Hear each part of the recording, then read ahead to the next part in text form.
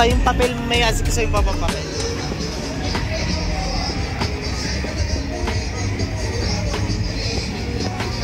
So yun, nakakuha na ako ng pang breeding namin, pang dagdag galing sa Red Bull Game Farm. So dalawang inahin Game Farm. So dalawang inahin, sweater to Gilmore at saka isa sweater to three-way with sweater roundhead at saka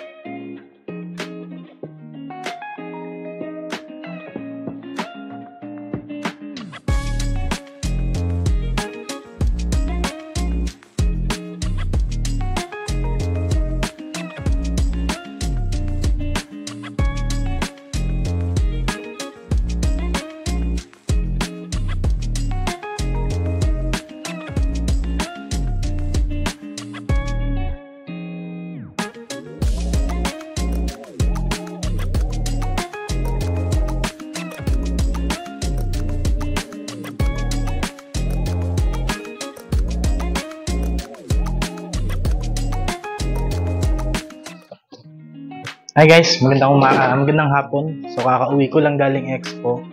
Bali naghanap kasi ako ng inutusan kasi ako ng Papa maghanap ng materyales pandagdag namin dito sa munting manukan namin. So nag-ikot. Maraming mga breeders na nandun eh. Ang dala ko lang na pera sakto lang. Yung iba kasi yung mga kilala ng farm, mahal yung binibenta nila.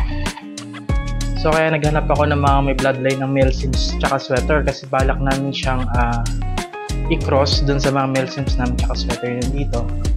So nakakuha kami ng materyales sa Red Bull Game Farm.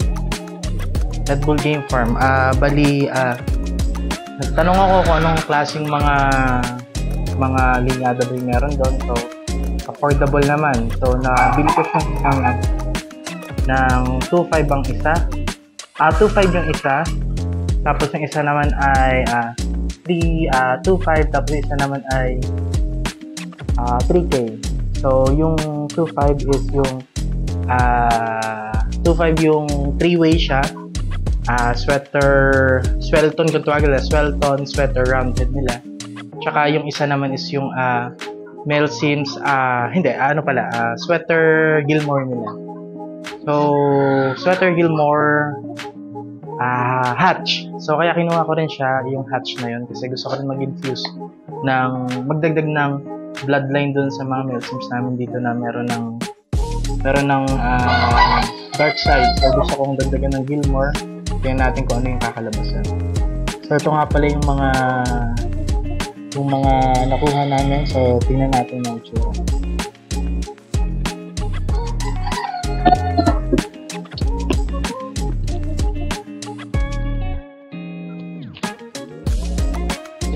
Yan.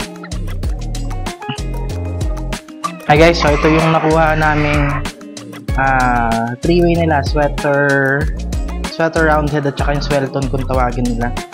So straight comb siya. Medyo may edad na rin to, sabi nila ay nasa 11 months na daw to.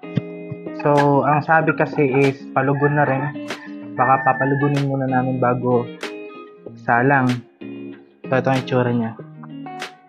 Good body size, puso yung size ng katawan. Yan. Kita nyo. Buka na yung sipit-sipitan niya eh. Ito yung bang.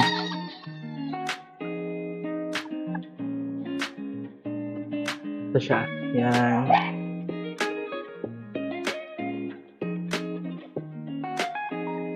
So ilalabas ko naman ngayon yung Gilmore sweater nila.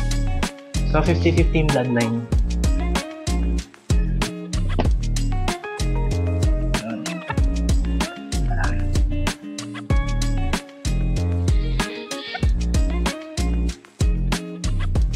So ito yung 50-50 na lang sweater Gilmore.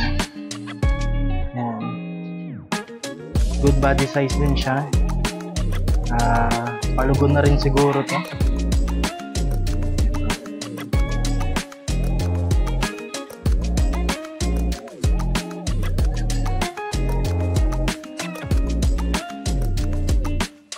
Ay, tsura niya. Good body size din.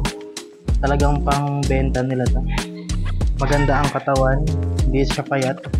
Kasi nung naghahanap ako nun sa expo, hinahanap ko talaga yung magandang katawan.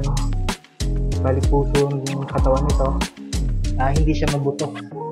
Buka rin yung sipit-sipitan niya.